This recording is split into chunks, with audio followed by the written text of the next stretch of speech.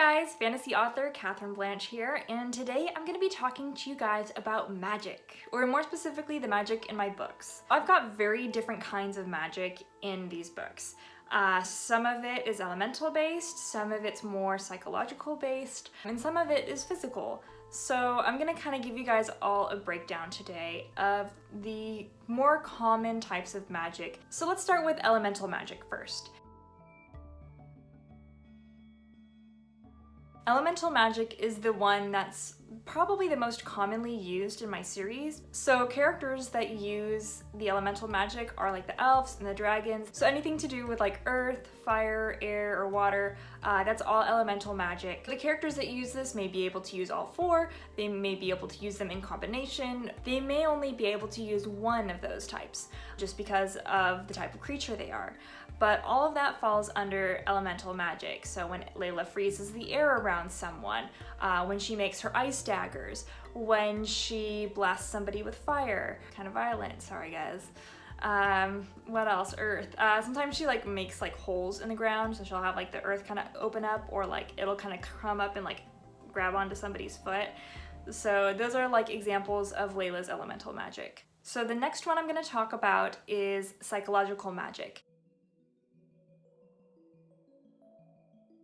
And I call this psychological magic because it's affecting the way that somebody's perceiving something or the way that someone's mind is interpreting something. So this would be like the Fae. They have like this glamour magic that affects their appearance.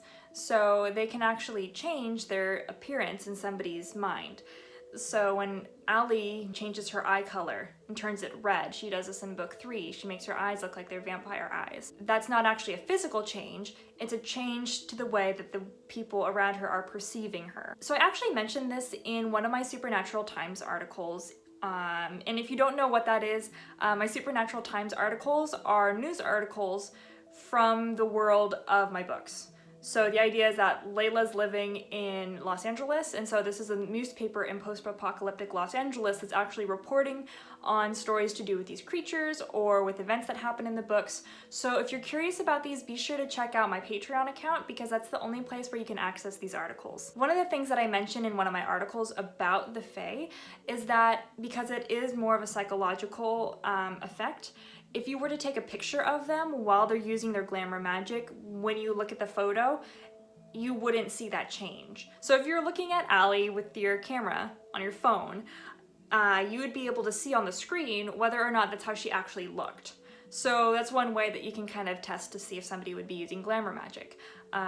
I don't really talk about this in the books just because it doesn't really come up at any point. Maybe it's gonna come up later, but again, this is just kind of one of those things that like I know the way that these things work just in case. But the Fae also have the ability to work with emotions. So in book 2, there's a character who's very distraught, and Allie is able to sort of help them calm down through her magic. She sort of sends in like these soothing vibes and sort of takes away some of their pain. That's kind of more of like my psychological magic that those characters use. And then there's sort of like a physical magic, which it is magic and it's not magic in my books because they're not like actively casting spells to do this. This is just how their being is. This would be like the shifters. So like the werewolves, the bird shifters, any sort of were creature or shapeshifter in my books, when they transform, this is a physical transformation through magic. So this would be an actual physical change. In book 1, there's several scenes that take place in the fight rings that are run by the demons, and everybody's wearing these wrist cuffs that are sort of like preventing people from using magic, but the shifters can still transform. And the vampires can still continue to exist because it's not totally shutting down all magic, it's just affecting the people who can cast spells in some regard. And also vampires fall under this category because the vampires, while not actively using magic, they're sustained through magic. So it's sort of like a magical virus that attaches itself to them that allows their bodies to continue to live long past the time that they should have died and allows them to heal very quickly. So vampires are still sort of magical, just like the shifters, but again, it's different. It's more like this physical magic that has to do with their physical being. And then the last type of magic I'm going to talk about is the type of magic that the witches do, and these are enchantments. So when the witches use magic, they have to use enchanted objects to enact spells. And they spend a great deal of time preparing these enchanted objects and these enchantments. So you'll notice like in book 1 and book 3, it mentions that Lynn has this shard of glass surrounded by gold that she looks through to be able to see if there's any ghosts that haven't manifested into like a physical state or a visible state around her in the space. And so this is an example of one of her enchanted objects. In book 3, there's also a wand that comes into play.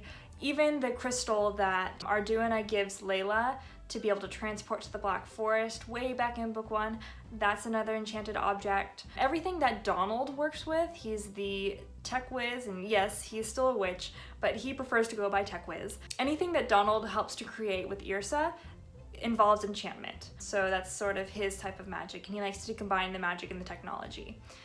So I believe that's about it for magic for now. There's different kinds of magic. It comes into play later in the books, and I'm going to explain it better later, so I don't want to give too much away now. So that's all I'm going to give you for now on the magic of the worlds. I hope you found this video interesting. If you have, be sure to like it. If you haven't checked out my books yet, please do. You can see that's the third one up there, and that's all I've got for you today. So have a great weekend, YouTube, and I will talk to you soon. Bye!